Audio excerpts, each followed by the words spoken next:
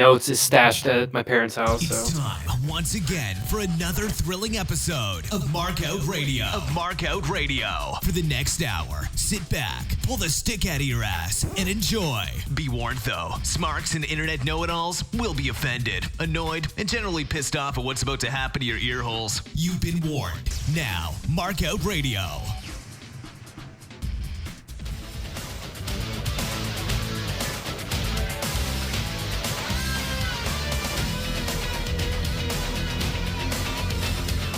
Holy shit. We're back. Another Marco Radio special. This time Starrcade 96 with the WCW versus NWO podcast members. Sort of. Ooh. Hey. Ooh! What's How you doing? That was a really subtle transition, I thought. I masterfully transitioned to that, by the way. Podcast fucking professional over here. You're doing great. Yeah, but thanks for having us. Oh yeah, no, it's a blast. The problem is that sometimes you can get into your own little ecosystem and forget that there are other opinions that could maybe be less sarcastic than your own.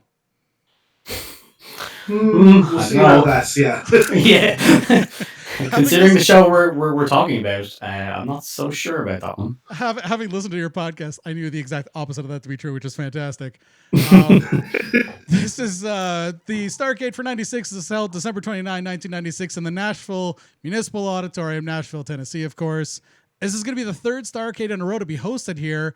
And while advertised seating for the capacity of the venue is 9,700 for events like this, no wrestling company has ever hit max capacity. However, obviously for needs of cameras, sets, all that bullshit, the closest any other company has ever come has also been WCW, where they hit 8,200. This time, WCW maxes out attendance, standing room only in some cases, 9,030 people in attendance. Wow. Yeah, Eric was talking about this. I listened up on his 83 weeks, and they're like, yeah, we probably should have done a different arena, but we didn't know we were going to be popular, which is a very, very WCW thing to do. Oh, absolutely. Yeah. Starrcade 94 had the Sting, Vader, Hogan main event for the title. 95 had Flair defeat Randy Savage to retain the title, to get the title out of Savage. And both of those are 8,200 people. WWF had, and you guys will love this because I'm sure you guys adored this movie. They were here in 89 for the No Holds Barred pay-per-view / movie. Yes. Main event. Oh my goodness. A series of dark matches followed by Zeus, who, and listen, Luger learned a lot about flexing his titties from fucking Zeus. And that era of WB is like a blind spot for me a bit, but anytime I see clips back to the Zeus stuff, it's so cringy. Oh my God. Tiny Lister was to wrestling of what pretty much, it's a lot like when they started bringing in celebrities later on at the height of the NWO. You could draw comparisons between Leno, I guess. Oh, yeah. The Leno stuff was pretty embarrassing later on. I thought that the who the fuck was it? The badass basketball player. Who is that? Dennis Rodman. Yeah. His wrestling. Carl Malone or Dennis Rodman? I mean, his wrestling ability absolutely boomongos out of the water. Yeah, that's fair. That's absolutely fair. Now, the other wrestling... I think Mongo has been... Yeah, go ahead. Every quote-unquote wrestler that we've seen. I mean, we've watched a lot of really bad ones so far. It's just cringe-inducing stuff. Other wrestling companies that have held here, TNA Slammiversary 2007, they claimed to have sold out the arena at 3,500 people when Kurt Angle won the vacated world title in a King of the Mountain match with Samoa Joe, AJ Styles, Christian Cage, Chris Harris, and then Lockdown 2012, again claiming a sellout with 3,000 in attendance to see Bobby Roode retain against James Storm. I think TNA gives WCW a run for their money on going into business for themselves. I was about to say lies. Whose autobiography? There's an autobiography for, maybe it's Kurt's, and he wonders how many fans. He always wonders how many fans paid and how many were just handed tickets to show up to these events for TNA stuff. Well, they're always like quote unquote sold out. WCW had the same sort of gimmick, right? They would give away tickets so they could claim. Now, for Starrcade, you would hope that the majority of tickets were actually sold as opposed to given away. Hey, not for this one, as I learned. They gave out this awesome deal where if you bought a pay-per-view, you got tickets to this. Yep. That was their way of padding. They sold way more pay-per-views than they expected to for, I think it was Hog Wild or War Games or something in the run-up. So they had thousands and thousands of tickets that were essentially free for this. Yes. And that's the thing is they threw out in their I always seem to get my hands on all kinds of cute little pieces of information. And one of them was that WCW heads claimed that 8,327 people actually paid to be there and that there was a $113,040 gate. Now, the interesting part about that is at least half of those were a direct result of, as Gus said, pointing out that they gave away to pay-per-view purchasers. I think there was some sort of geographical area within 300 miles or something like that. Yeah, you had to be in a certain area, but still, yeah. Okay. That's insane. I hadn't heard that before, actually. That's there was always contention between WCW and Turner, and it's no wonder that there was fucking heat between the two of them because one would ostensibly lie to the other on a regular basis. Yeah. Now, they also claim that there was $60,000 in merch sales from this pay-per-view, with $35,000 of that being NWO merch. Now, looking around the crowd, that I'm not sure if that's a reasonable number, but there was an awful lot of NWO merch being repped in the crowd there. Yeah. I think we noticed that when we shot an episode on this. This is when we started to really notice an uptick in the NWO merch around the place. Yeah, that is something to note that right now we are recording like in our timeline. We're in like '98, so it is weird to kind of revisit this time period. This is like the beginning of the run because we started with Bash at the Beach, so this is only our like 4th episode. So it's a interesting contrast between the growth of the company and the NWO. Yeah, for sure. Sorry, go ahead. Yeah, it's not the days where it's just a complete sea of black in the fans, but maybe one Sting mask as well, Right. Oh, I mean, that's actually Sting, Dave. That actually was Sting. That being said, there were allegedly 240,000 pay-per-view buys, making this by far WCW's biggest event since Eric took over the company. Again, the numbers, man, don't get me wrong, it is a great number, but to date, the best they've been able to accomplish is 175,000 buys. So this is quite a bump. It's Roddy Piper, man. Everybody wants to pay the Piper. That is true. Speaking of which, let's get right into the pay-per-view because essentially Dusty, Tony, and Bobby are hosting, and they start things off by discussing the main event, Icon versus Icon, Hogan versus Piper. No one mentions it's a non-title match until about halfway through the show. Do you think they knew it was a non-title match? I have a feeling they got told halfway through the show. Well, Dusty doesn't know because at the end he's like, "Oh, he has the title, right?" No. So nobody told Dusty. That's the best part. Well, I mean, even had they told Dusty, would have really stuck. Would it have stuck? Honestly, no. It's I don't know if I missed Dusty or not because our timeline he's not a commentator anymore. So little subtle things like Jeff Jarrett matches and Dusty. I'm like, do I miss these guys? I'm not sure. Yeah. Oh yeah. The thing was, there was a couple. I was doing Halloween Havoc a little while ago, and Dusty got onto some sort of weird tangent where he ended up saying something that ended up coming out. It wasn't meant to be racist. It was meant to be Dusty being Dusty, where he said during an earlier match that there was a bula bula. Then later on, we talked about that. Yeah. Faces of Fear in the match, and he quips that their sister was named Bula Bula, and she was building a hut. Oof. Oh, Dusty. Dusty's just the weird uncle that you kind of have in the corner, and like you just kind of go, yeah, he's gonna say some weird stuff, but he doesn't really mean it. Okay, just go with it. He means well. He means well. Yeah, exactly. All right, first match of the night is Ultimo Dragon with Sonny Ono coming out to defeat Dean Malenko to unify the WCW Cruiserweight title and the J Crown title, making the winner walk around with 9 goddamn belts. Now, this would get one upped again because at some point wasn't somebody walking around with 10 belts?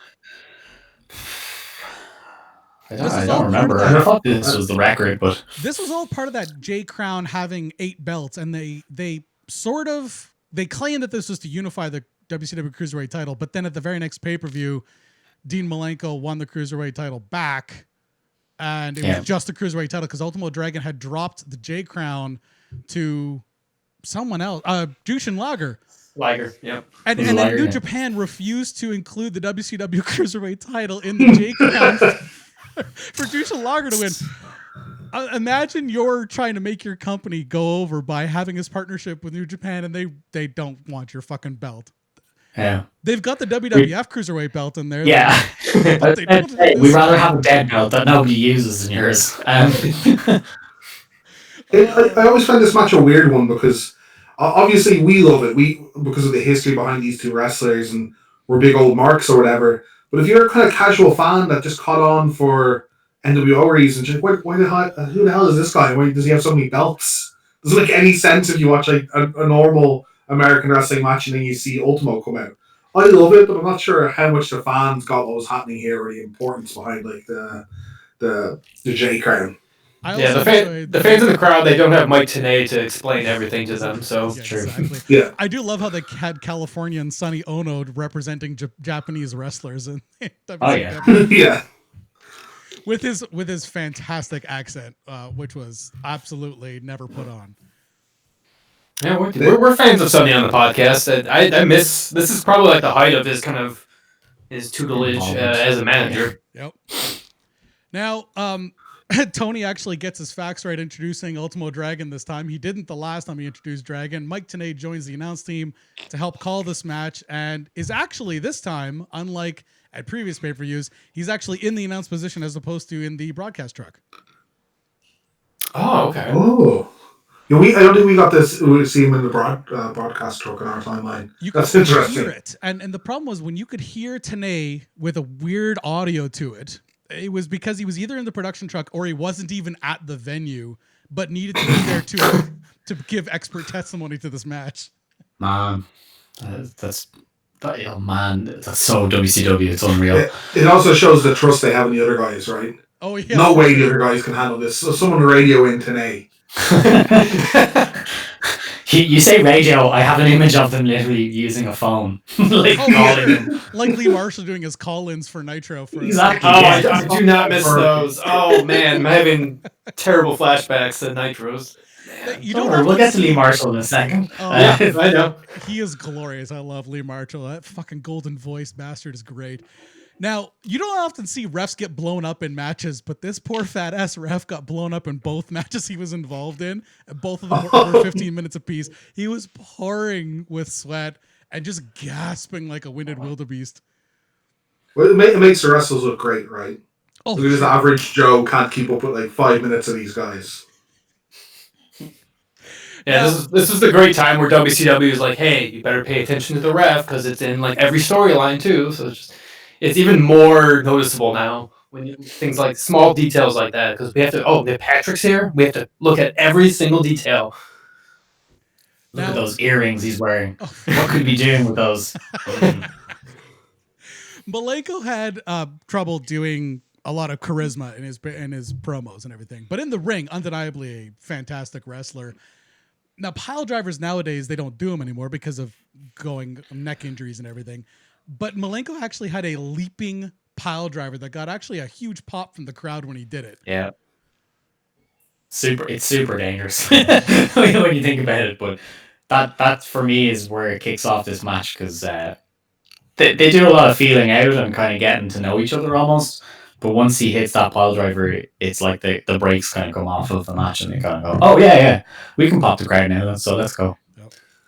Now, you say that, but then Dragon busts out his first Acai moonsault on North American television, gets precisely zero reaction from the crowd.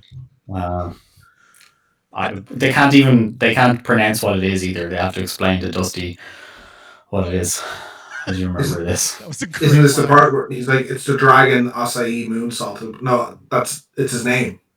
You don't say dragon acai. You say one or the other. That doesn't. Yeah. Oh God. I will say though that his double underhook suplex that got the pin got a tremendous amount of heat from the very red state area of Tennessee. Yeah. It was an amazing little. We see it now and it's nothing. People bust out that double underhook suplex. People see it, they like it, they know what it is. This is probably one of the first times that he broke that out, and it again elicited zero reaction until Malenko couldn't kick out of it, and then he just got a ton of heat for it.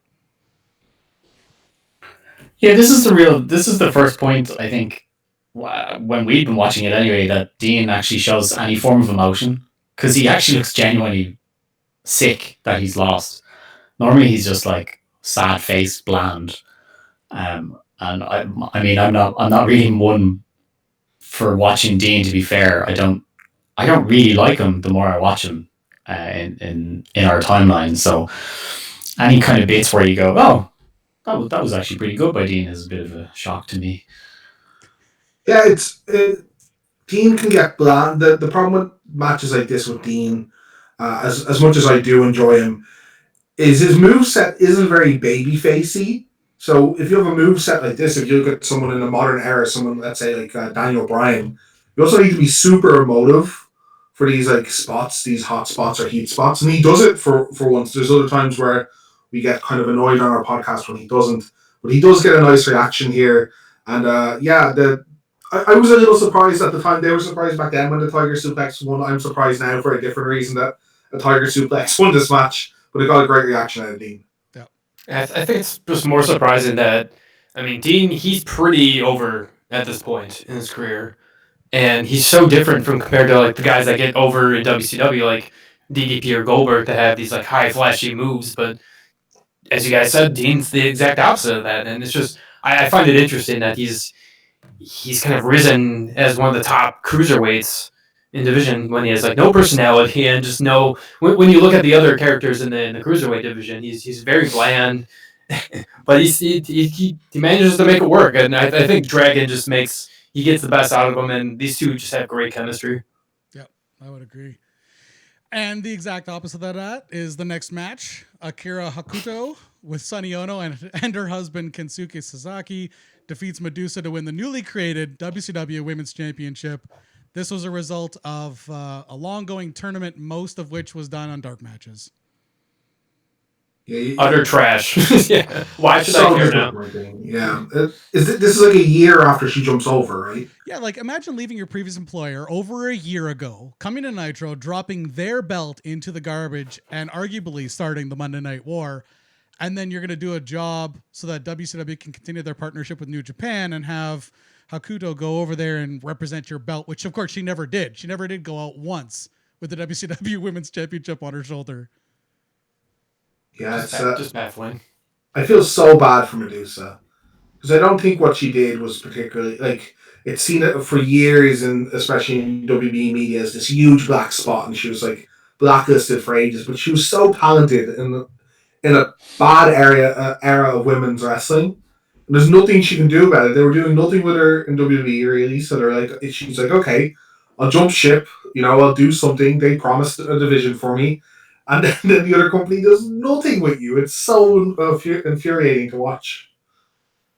Yeah, and I mean, Medusa was the only American wrestler in that tournament. WCW had to bring in a bunch of female wrestlers from New Japan in order to fill out this tournament bracket. Yeah, it's nice to see some of them, and I know there's I don't know too much about it, but I know there's a decent quality of women wrestler in Japan in that era. Yeah. But yeah, I guess there's no female wrestlers in America at this stage. Not none, that's harsh to say, but no prolific ones in America at that stage, or none that WCW are willing to make proper use out of. Oh, the fabulous Moolah chased them all out of the business, right? That is also very true, yes. Well, No. I shouldn't laugh that hard at that, but that is very true. Like, there's It is. huge damage done to women's wrestling Oh, over for like sure. a 40-year stretch in America, right? At least. We were talking about Lee Marshall earlier. He comes in to help announce this match because apparently he is the expert on New Japan wrestlers. News to all of us, I'm sure. Yeah, if you tell me so. I did Lee and love. Dusty is nightmare fuel. Oh Like, yeah, it's right. just absolutely horrible. Medusa comes out in full America mode, complete with a flag that she put on the ground, which I thought was interesting. It still got a pop Yeah, though. yeah, I've seen people cancelled for this nowadays. So Yeah, absolutely. The one thing I will notice about this match as it went on, beyond Nick Patrick playing the heel ref gimmick to a T here, was that the Japanese style of wrestling is much more stiff than Medusa appears to at first be comfortable with, and she gets in a couple stiff shots without realizing that it's just that's the style is that it's a little more stiff. yeah, if you're not used to it, it certainly looks violent. Like in contrast to the rest of the card as well. It's, as you say perfectly. It's very stiff. A lot of that choke based offense as well, Mm-hmm. which has become popular again now. But no one else in the company is doing this stuff. Yep. I think that makes matters worse too is Akira's husband is right there as well, so it just makes things extra awkward because that dude is legit badass too. So it's like, I don't Yeah, a know if I little really want to hit you intimidating. that hard. Yeah, and I mean to finish things off here for the go home in the match, Ono nails Medusa with the American flag, gets some cheap heat, which is fine. That's his gimmick, as he's supposed to do. Yeah, Hakudu drops Medusa with a middle turnbuckle suplex, which was actually kind of nice looking. Beyond that, as she went to go grab her, I don't think that she was used to wrestlers that she normally performs with being quite so chesty. She got oh, she got a sure. big old Yeah, that makes handful. sense. Yeah, I hadn't spotted that the first time. Well, see, you got to be an old creepy dude to catch all these things. I think. After this, DDP has a backstage segment with an internet nerd typing answers to a live chat room and blowing cigar smoke in his face. Unfortunately, the internet kid didn't know how to keep it in character, and he just kept smiling every time he had smoke blown in his face. I love the internet nerd segments so much. They're so like obviously they're trying to push something that's pretty new back then, so it's so hard to see through today's lens. But they're so funny and stupid. Yep. I love DDP saying that's a stupid question, Ted. What the internet nerd has to say. Gene has a locker room promo with Piper. Perhaps arguably an unhinged promo, but solid nonetheless. I felt that his Yamaka line about Hogan was especially good. There's so many references poured into like 30 seconds that it's just so hard to keep up.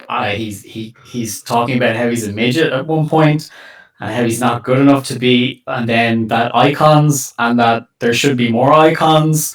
And then he drops like a guy from the 20s into the promo, and at the end of it, he hops away because that's Roddy.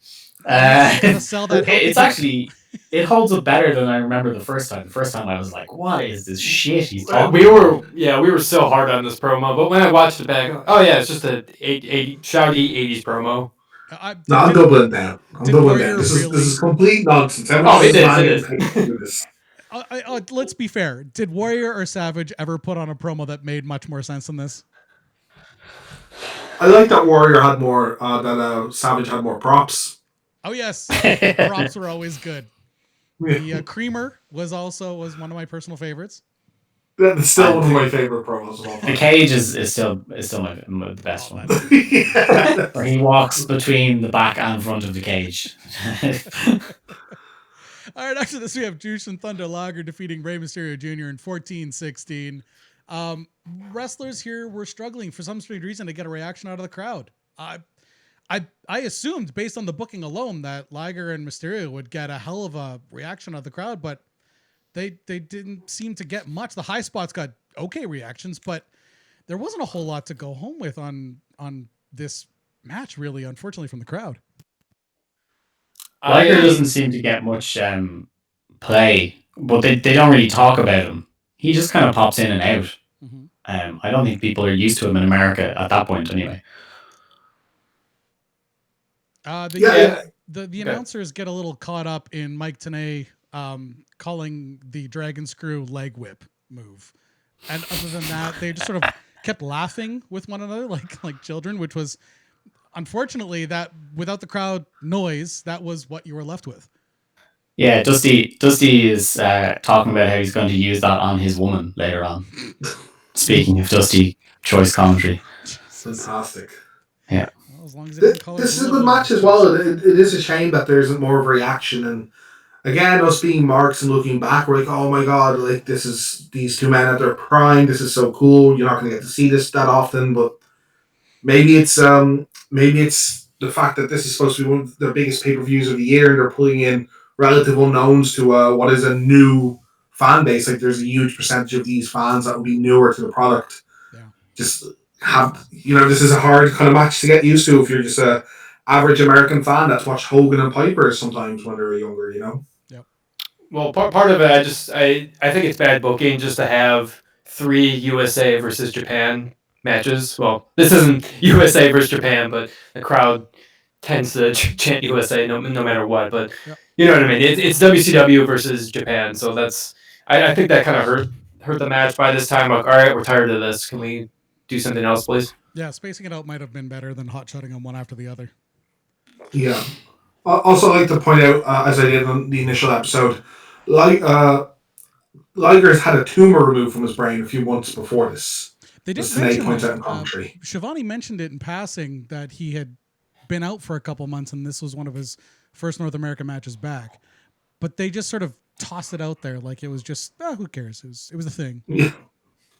It's so mental. Literally, as far as I know, someone can correct me if I'm wrong, but a brain tumor removed. Yeah. This guy should not be like wrestling at all at this stage. This is just having a really good match with Rey Mysterio. Yeah, I mean, and this was one of the first times when he used the fake hair in his mask setup because effectively half his head had been shaved for this operation and it still hadn't all grown back yet. Mm. Oh, okay. Oh, interesting. I didn't know that. Yeah. There were a couple times, like you'll notice if you watched Liger's retirement matches, that he was effectively had he a has fake hair, right? yeah. He has got fake hair, and Yeah. this was one of the first times when he had to break out that mask. He had to break it out a couple other times because this was not the first time he had to have his brain operated on. He had a stint installed at some point in the early 2000s from a rather dangerous chair shot that gave him a blood clot. Jeez. Yeah, this guy was a legit fucking badass. He's a tough guy. Yeah. Yeah. It doesn't look He's like one he's wearing a of those costume. underspoken tough guys. So we hear about all the guys that like can crush apples with one hand, or the million Haku stories that are out here. But yeah, these guys just don't ever stop working. I feel like he could lose a leg and he'd be on a show the next day. Yeah. All right, and on the heels of that match, we had Jeff Jarrett defeating Chris Benoit with Woman in a no disqualification match in 13 minutes 48. This was not the first time, but the first time on pay-per-view anyways, that Benoit and Woman came out with a little smile between them. This program of Benoit, Woman, Sullivan was beginning to pick up kayfabe as well as legit heat, both in front of the fans as well as backstage. It's so weird. It's still weird to watch. Obviously, it's weirder to watch because covering Chris is a little weird no matter what. But it's weird to think that Sullivan is okaying this, right? Instead of maybe separating the man and going, we'll go about business on other sides of the company. Like, no, let's drag it right out in front of everyone and get this Yeah, he over seemed with. to have leaned the other way, like leaned right into it, hey? Yeah. Yeah. Not just that, but, like, let's have a program that lasts. Like, it seems like forever. Yeah, I'm not a huge fan of reality TV style wrestling. I like to suspend my belief when I'm watching this shit. So this never really worked on me when I was a kid watching it. It didn't really work on me as I'm watching it back now. And of course, post knowing what happened here, just super uncomfortable watching the whole thing play out.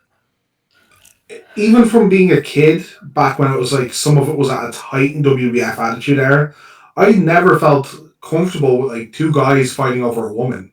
Even from like a story point of view, it was always really contrived. I'm like, is this really what's going to happen? Someone's going to win a match and gain a woman? That doesn't seem how that would work out. You know, it's the fact that there is a sprinkle of reality. The WCW did that a lot in this era, though, with a lot of things. They really like leaning into the dirt sheets, and they really like tricking and like doing the bait and switch on marks a lot. Right. And you can still hear that in some of Bischoff's interviews now, where he just hates some of the wrestling media, and he really likes when they get one over on them. Yes. Oh, absolutely. Both he and Russo just love that. Yeah. The irony of Jarrett being in this match here would be that he didn't want to be involved in this whole thing. Sullivan politicked and got Jarrett into this match. And the irony, of course, here would be that Jarrett would effectively steal Karen Angle from Kurt while they worked in TNA together. And that also was a breaking kayfabe kind of nonsense deal. Yeah. It's a wrestling fantastic sometimes. Yeah. Things come around. Shines a light on the purity and reality. Yeah. Yeah. I will say this: both wrestlers in this match managed to get the reactions that they wanted out of the crowd when they wanted them, and the crowd really did come alive for watching this match come out. Looking back, this might be one of the better Jarrett matches in this kind of era of his career. This is also before it really drags into like the Four Horsemen, and he's super involved in Mongo, which obviously, like, I'm not a Jarrett fan. I hate him in TNA. I don't like him in WCW, but he is a lot better when he doesn't have Mongo shackled to him, which happens later. Sure. Yeah. Anderson comes out at this point in the match, walks past Benoit as the crowd and the announcers react to this. Hugh Morris, and as I love calling Conan right now in this current iteration of his stupid ring gear, Cholo Heisenberg. Yeah, that's pretty spot on, actually. Yeah. They come out to try to abduct Woman. Woman kicks Morris square in the balls, as Dusty would, of course, scream it, just in case you weren't sure. Yeah. I wonder where the kick on it. Oh, for sure. Other side of the ring, Anderson grabs Jarrett, DDTs him into the crash mats, while inside the ring and almost off camera, we see Sullivan break a legit wooden chair over the back of Benoit's head and back. Oh, just casually as well. There's no real animosity or venom to it. Just cracks him on it with it. Also, is dressed like Arn Anderson for some reason. Yeah. Wearing a Horseman t-shirt. Wearing a Horseman t-shirt. Do you think he's like, I look so much like Arn? Do you think he's just ribbing Arn? He's like, I look so much like you. Maybe the crowd are gonna get confused, Arn. The final insult though, this whole match is no DQ, so nobody needs to do this behind the referee's back. Nope. Not at all. Oh, I remember talking about that, yeah. Yep. But I mean, after the 3 count, Anderson rolls into the ring, yells at Woman, and shouts at her, "This is all your fault." I'm not quite sure that's 100% accurate. I mean, Chris did have to play along. It's not like she was doing this on her own. Yeah. None of this match really makes sense. And then there's the whole long spiel where Okerlund gets ignored by everybody. Yes. Except for the 2 mooks at the end who I actually don't want to listen to. God. The McMichaels are. I don't know if there are other cringy parts of wrestling, especially WCW, but at this point in the mid '90s, were anyone quite as cringy as the fucking partnering of Steve and Deborah McMichael? Oh, it's up there. I mean, he'll do anything to keep employed. So since he can't wrestle, he might as well go out there and cut a shitty ass promo, and then of course let his wife, who cheats on him later, not even 2 years later, anyways, about what a harlot Nancy is. Just again breaking kayfabe by calling her Nancy. Yeah, they're also like really not PG at all in this. Doesn't Mongo say zipperhead? Yeah. He calls people zipperheads. That's a racial slur, right? Last I checked, that's a racial slur. And what does he say? Rode hard and put up wet. That was Deborah. That's Deborah. Yes, Deborah says that. She said that Yeah. Nancy had been rode hard and put up wet. I just thought, holy shit. Yeah. Jesus, like kids still watch this, man. That's a lot. If there wasn't legit heat before, there is now, and I can't imagine that David Benoit at home as a little kid watching this was really all that impressed with having just been introduced to her. Well, luckily the audio was like cutting in and out, so it's just like, whatever. Yeah, that's true. Well, audio cutting out when Deborah speaks just sort of goes hand in hand. Thank God for small miracles. Oh yeah. As though this wasn't uncomfortable and awkward enough, we get to watch the whole thing in slow motion with a better angle of the chair shot. It's nasty, isn't it? Oh my God, it's a nasty one. We get a Sting retrospective vignette, just to remind us all that he's there and he hangs out in the rafters and he's awesome. I really Yeah, hate the that- face makeup though. I hate the crow shit. Later on when he fixes it is fine. The crow thing is just too much for me. Yeah, we're finding that out firsthand right now. We're in the midst of the whole crow thing, and wow, we're surprised at how bad it is. Not even then again, it wasn't a crow. What was the stupid bird that he kept coming out with? Raven, was it? No, it was God, why am I blanking on the name? It was a vulture. He only came out with one episode. It was like Clash of the Champions. He came out with it, or he tried to send it to the ring to get the NWO. That worked really well. I'm sure that worked like a charm. No, Dave. It worked as perfectly as things in WCW work. After this, the Outsiders, of course, Kevin Nash and Scott Hall, with 6, retain their titles versus the Faces of Fear with Jimmy Hart in 11 minutes 52 seconds. There's some stiff spots. That's not uncommon for a Faces of Fear match. Nope. No, I remember liking this match a lot Yeah, as well. Six chasing Jimmy Hart to the back with his own megaphone I thought was a nice little spot. This might be again, not to go too far ahead on your timeline, but this might be one of the best outsider matches in the end. Outsider matches get a bit sameish after this, and kind of Kev's lazy. He gets very lazy, but they kind of have to work with the faces, or they're going to make you work. There's some cool spots in this match, and this is the the faces seem something out of like today's New Japan. Oh yeah, for sure. This is one of the first matches where Nash is effectively not selling an awful lot because his legs are both fucked and his steroid regimen doesn't include a leg day apparently. Yeah, it's nice they seem legitimately concerned with the faces. They seem like, oh well, we actually might get hurt by these dudes. Because comparing it to like every other match they have when they basically tease the Giant and they basically just make fun of him and make him seem like nothing. So this was a nice, refreshing change up here. And obviously we on the WCW versus NWO podcast, we love the Faces of Fear. It's probably our favorite tag team. So we're always going to love any match they're in. Okay, so because you guys are fans of this, I need to ask. That move that one of you tweeted that I said was Barbarian was a fucking beast. The move where they do the flip over the shoulders followed by the powerbomb, did that ever get a name? Not that we've seen so far. I don't think so. Yeah. They kind of don't bother with them though. Like when the dungeon collapses, they don't really repackage them that much either. Yep. They're just like, yeah, they're solid mid card hands we can throw into any match. Why bother giving them a gimmick, which is kind of sad. But they don't put much effort into them. I feel like that was a really lost opportunity because that's a fucking baller move and they use it a lot. Oh yeah. Yeah, it looks like they did it to Benoit, I think maybe a pay-per-view or two before this, and it looked even better. Oh yeah, because Benoit actually knew how to sell it properly. Let me take it for real. Okay. Yeah. You sure, brother? Yeah. Okay. All right. Well, you know how to sell it. Do you mean Benoit asked to get powerbombed on his head? Because it's a similar thing.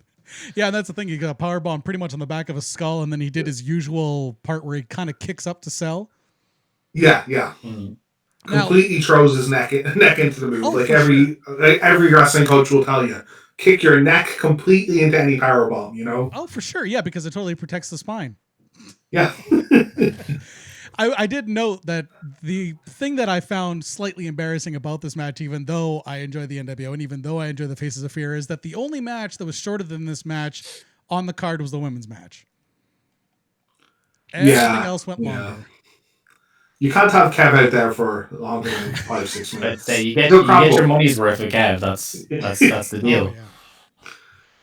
After this, we get an NWO promo with Ted DiBiase, Vince, Liz, and Hogan. Terry has been working on his triceps, wants us all to know by flexing just like Lex loves to flex his titties. Yeah, it's like every time he's hard as well. Oh yes, he's literally turned into a piece of leather now. It's looking bad. It's weird because he's looking strange again. Like there's that contrast of Hogan when obviously when the steroid trials are going on and he wins the title off Yokozuna, where he's kind of looking small and well, I say small, he's huge, but like normal. Yep. And he's slowly morphed back away from that as the years have gone on. And I think you guys are right. This is close to the height of leathery, muscly Terry again. But I always ask myself in these segments, why is Vincent here? Like, what, To flex menacingly. yeah, what did he add besides He's some money to his pocket? I guess. he was An the inside token joke. black eye of this trip. That's it. You always need a token. Everyone needs one, Yeah. and he No, is. it's at least later on he gets to take some bumps, Yes. but he hasn't at this stage yet. No, and he Oh, gets to give some bumps too, because I believe there was a famous meme of him dropping some poor schlub on the back of his head on Saturday night. ooh. Yeah, that was incredible. I retweeted that one. That was. Yeah. The weird thing about this promo, and we've noticed this on the pay per views, because on Nitros, I don't know if you've noticed, Dave, that Bischoff is always attached to Hogan, and for some reason, certain pay per views, Bischoff's just like, no, I'm not there. It's such a weird kayfabe thing that kind of bothers me. I did notice that Hogan's taken some cheat shots, which is perfectly in character and fine. At Piper's acting career, when Piper's best movie was They Live, which made $9 million in profit. Hogan's best movie was Vince's No Holds Barred, which made $4 million in profit with an entire pay-per-view dedicated to it. Suburban Commandos are the shit. Suburban Commando also was fantastic. I did notice that. It unfortunately lost money, but it was fantastic. Yeah, I never, when I was a kid, got the Hollywood Hulk Hogan reference because growing up in Ireland, I didn't see any of his movies growing up. So I was like, he's in so many movies. I think I saw him in Rocky. I'm like, oh, yeah, he did that that's one the big cameo, one. I guess. Yeah. Oh, Gremlins 2. I guess he cameos in Gremlins 2 in that terrible scene, right? He does? That's I didn't know true. that. So See, now I got to go back and watch that because I want to see that cameo. Because listen, if anything's better than Thunder Lips, I will take it. oh, you haven't seen his cameo in Gremlins? No. So his entire cameo is a fourth wall break where the Gremlins stop the Gremlins 2 movie from being played by like being in the where the movie's being played. And the usher in the theater has to get Hogan to smack talk a gremlin to have them start the movie again. Oh, that's cold.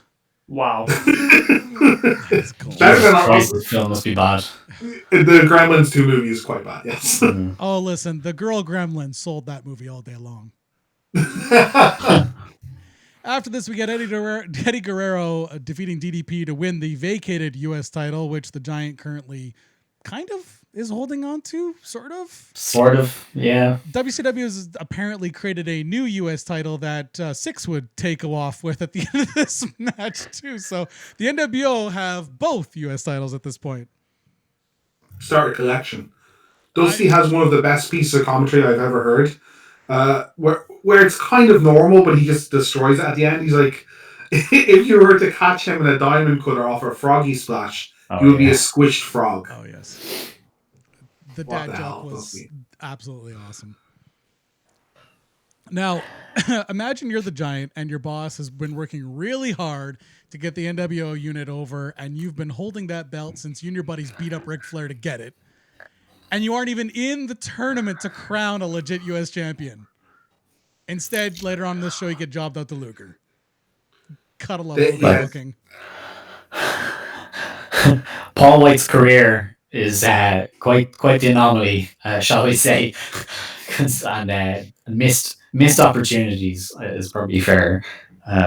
He just gets treated so badly, and his character in particular in this year period is just all over the place. Whether he's turning on every single friend he has, and then looking for them back within like 2 months of it, and it's just.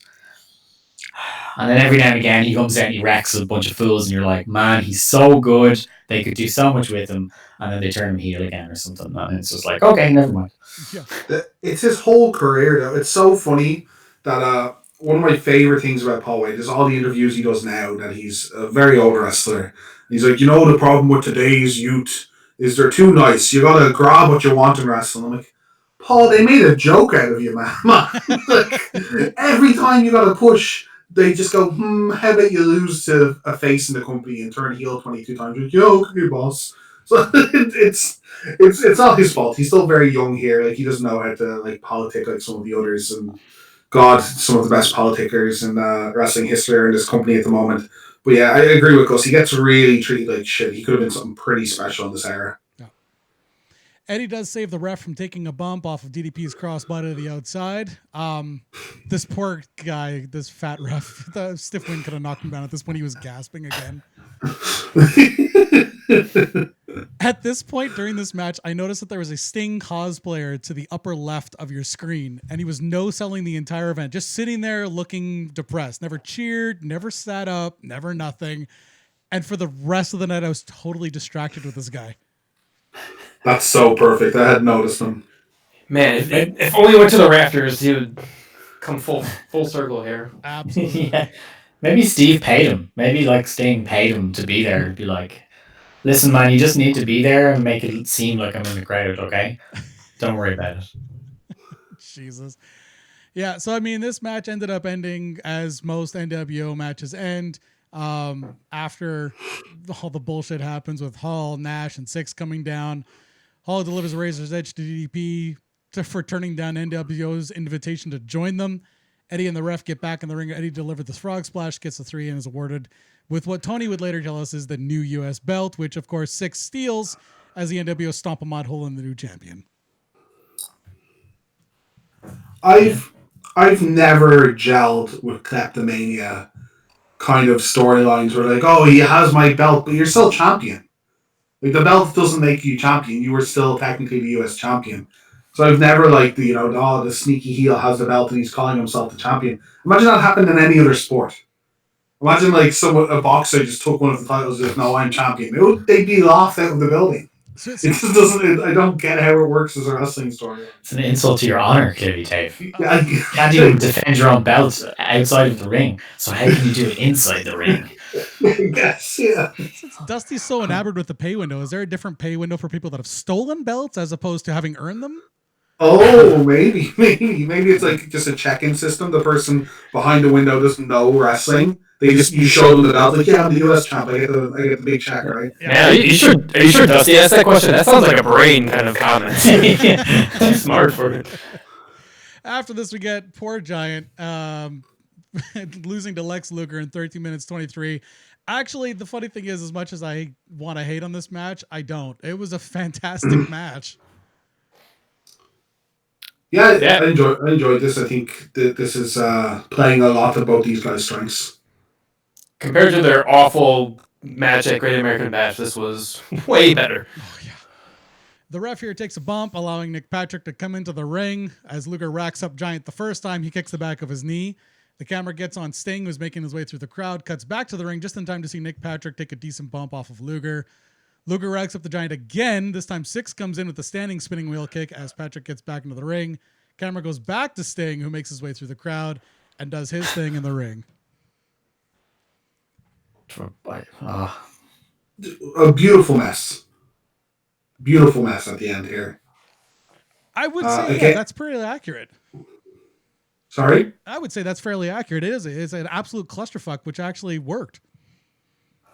Yeah, I think at the time, I haven't listened back to our episode, but I think at the time we were talking a lot about it's rough putting both these guys into a match against each other. You kind of need shenanigans because Luger's still pretty hot and Giant is just is also pretty hot. Like, how can you have one of these guys definitively win the match is an issue that they booked themselves into here. So it has to be shenanigans. And you want it all staying in the storyline somehow because that whole storyline is still very. I mean, it's very new still at this point. This isn't the year-long build that we had to wait to. This is the NWO invasion thing. It's still very prevalent, and the NWO they just finally added 6 more members this month, so it finally does get bloated and watered down now after a month or two, but. It's okay. It's still working, so that's why the crowd reaction is just mental at the end. The slow-mo recap of Nick Patrick's involvement in the first rack did not do it any favors as we see a ridiculously long delay, which the brain tried to sell as Luger had a nerve reaction to getting kicked in the back of the knee, not Patrick's. Oh, God. Then we go right into the main event with Piper defeating Hollywood Hogan with Ted DiBiase and Miss Liz by submission in a non-title match. in 15 minutes, 27 seconds. Ooh, it's so 15 minutes. It feels like 45. It's so painfully slow. It was tough to watch. I'll watch it again. That's how. Yeah. How many eye pokes can we fill in this match? 15 minutes of eye pokes? Might have to dial them back slightly. It's funny that both these guys have such heelish movesets, while both of their movesets have never really changed and they've fought before. So it's really hard to tell who's the heel if you take the crowd reactions out of this match, but that's it. Yeah, they're both just past it by a decent amount. And it shows, like, maybe the start of the match is a bit justifiable and fine, but they get real sluggish come the middle mark of the match. Yeah, and Tony and Dusty point out that even NWO fans are cheering for Piper, and throughout the match, fans in NWO merch would start chanting "Hogan sucks." I do feel, it's hard to say, and I don't know if the other guys feel like this as well, but the NWO, besides his big reveal in his first run, the NWO was over despite of Hogan, even maybe at this point. But they just love Hall and Nash and Six so much. And they like a lot of the older kind of smaller members. But Hogan, he seems boring to me now, but I think he might have even been boring to fans back then. I think he was boring the fans when he was in his red and yellow. The fact that he turned heel worked for a little while. I had my 10-year-old that watches wrestling with me every now and then watch that bash where he goes heel. She swore, which I allowed her to do on the podcast only. But past that initial reaction, it sort of fizzled a little bit. Like, I think you're right. I think for the most part, it's Hall and Nash that are getting the NWO over, and later on, the Wolfpack stuff sort of muddies the water a little bit more.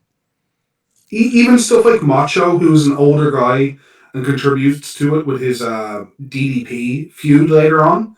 Like, other people are having good feuds and good matches. Hogan's just having stinker after stinker with non-conclusions. Again, just like this match, a complete non-conclusion to this match that you feel duped for watching it. You don't feel excited because there's a swerve. You feel cheated because there isn't a conclusion, I think. Because there's no sense being made. Yeah. Exactly. Well, I think a huge problem with this is I think Piper's. We've said this on the cast a lot. It's like Piper's whole he came in at the exact wrong time, and they just didn't book him correctly. I think because at the time he was kind of saying that I'm not really with WCW. I'm on my own. Well, we're right in the heat of this WCW versus NWO thing. So can you be on our side? No, I'm by myself. I'm crazy. Yeah, like, why isn't he the WCW ringer? Why aren't they like, well, if we couldn't get it done in-house, we got someone out of house, you might fear, you know? Right, and the guy that has hip surgery, and obviously you can tell in the ring, it's not real intimidating. You can't really go anymore, so it's like, is this the guy we should bring in? I was just bringing in all of the guys that Hogan faced back in the 80s and trying to recycle the heat from those matches. There you go. Yeah, it is funny because that's what they tried to do with Hogan since the start, right? Like, the dungeon stuff, oh my god, the dungeon stuff. We did the second episode of Nitro recently for our Discord, and man, the dungeon stuff is just, well, what big guys that Hogan likes and worked okay with can we recycle and hopefully get some nostalgia pops in. And when NWO hits, you hope that's different. This young blood comes in and they're really exciting kind of adversaries to the faces, and Sting has to go a different direction, and Luger maybe has to come out of his comfort zone. But let's just get Piper in because, him and Hogan, that sold once back in the day. That maybe it'll sell again. And that stuff that just keeps happening. And why would I want to watch? Like, if I was a WCW fan now with all the cool talent in the company, why would I want to watch Piper versus Hogan? Nope. The thing is, Giant comes out at this point during the match here to chokeslam Piper. But some asshat fan got a little bit too into the show and tries to get into the ring. He does manage to get in there where Hogan drives his knee into his head a couple times, and Randy Anderson was sort of kicking him. I love Randy Anderson for these spots. Oh my god. There's compilations online of Randy Anderson going just manic on fans that rush the ring. Yeah. He just dives straight for him. It's so funny. And he's such a tiny little fucker too. I can't imagine what he thinks he's going to accomplish. He looks aggressive as fuck, though. So aggressive. Giant. Poor Giant has to hold him up in the chokeslam for like 10 years. Yeah. It's forever. Yeah, he held him up there forever, and Piper broke the hold by biting him in the face. A clear face move, if I yeah. ever heard one. Oh, absolutely. Face move from a face. Piper chokes out Hogan here for a W, gets a huge pop, and fireworks from the fans in attendance. Yeah, the fireworks don't seem deserved if there's not a championship change. I'm going to put that out there. Yeah, that seemed a little over the top. Yeah. Surely that diminishes future fireworks. Uh-huh. Hall and Nash come out. Piper fights them off, walks away right past the Giant. Hogan catches up to the Giant, pulls him back out. There's some dissension in the NWO here with the Giant having dropped the ball in his match. There was actually a well-played promo on this end, required no microphone at all. Yeah, they're getting something right with him here. Like, but this is very soon after his joining, if I remember right. Like, this is like 3 pay-per-views after he joins, right? Yep. His absolute flurry of turns has already begun so young into his career. Why are we already asking if Giant is on the NWO side? There was an interesting bit of rumor mongering going on around the Giant that they turned him NWO because they couldn't figure out a good way to take him out of the dungeon and turn him into a face to take on the NWO. So their premise for this was to have him join the NWO and then get kicked out so that he could get some face heat from getting double-crossed by the people he double-crossed people for. Not sure if I buy into it, but it's an interesting theory nonetheless. Talk about overcomplicating things. Yeah. That is the Eric way of doing things. I think if you would have had him chokeslam Kevin Sullivan so hard he couldn't feud with Benoit anymore, he's automatically a face. That would have been good enough. Probably would have been into that, so let's not go down that road. Yeah.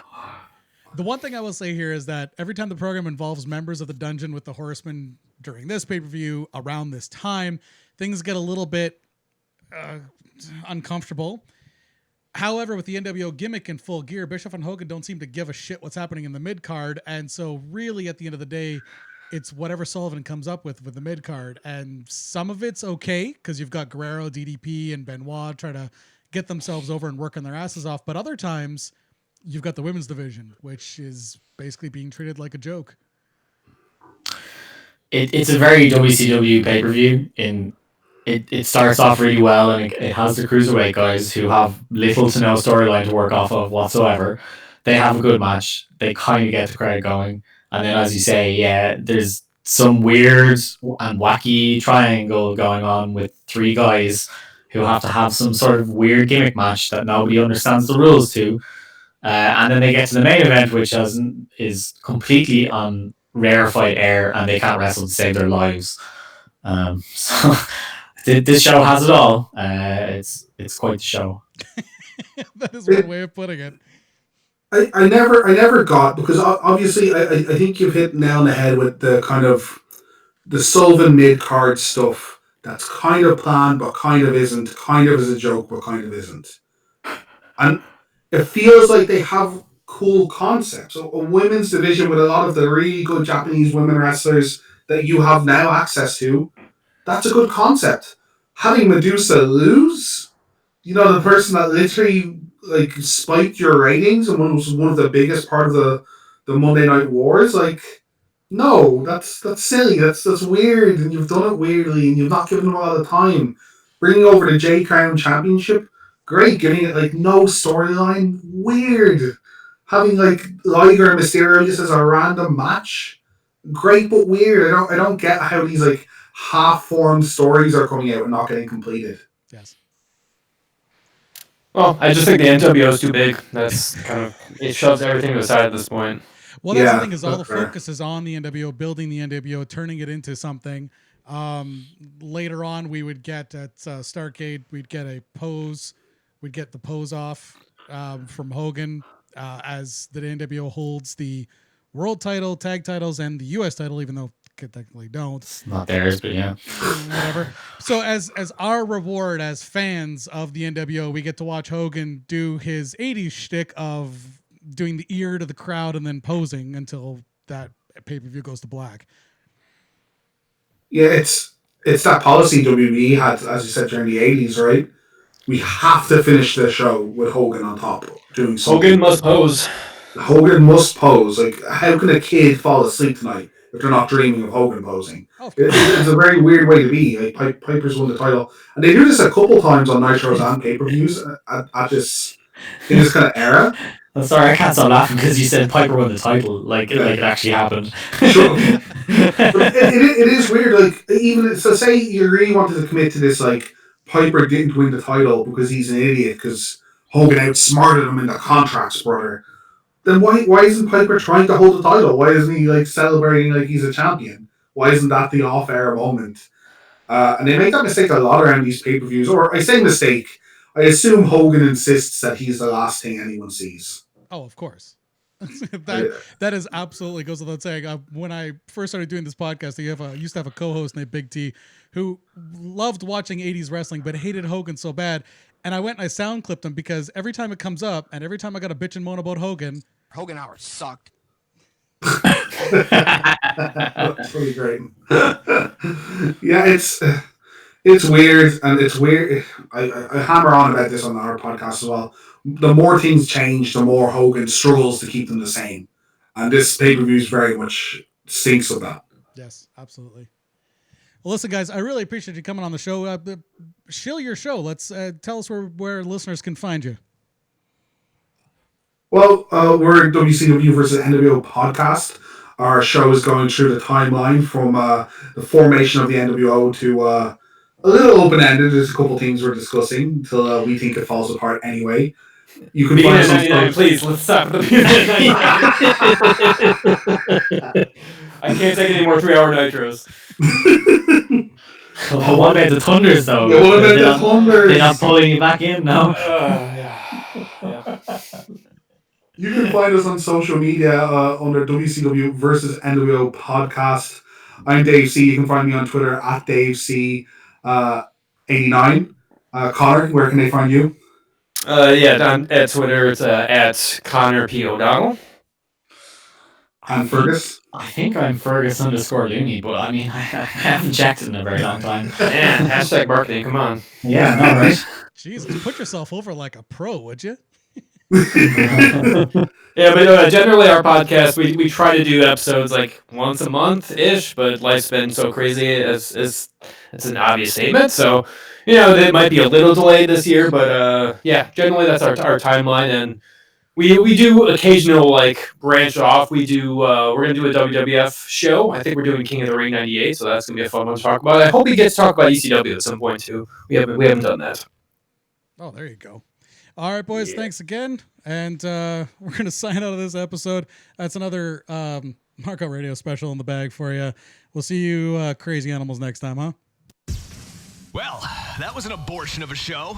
Should the mood take you, check out markoutradio.com and leave a comment. You can also find links there to our Facebook, Twitter, YouTube, and Stitcher channels. You can even leave a voicemail on our Skype. Just click the links and share them.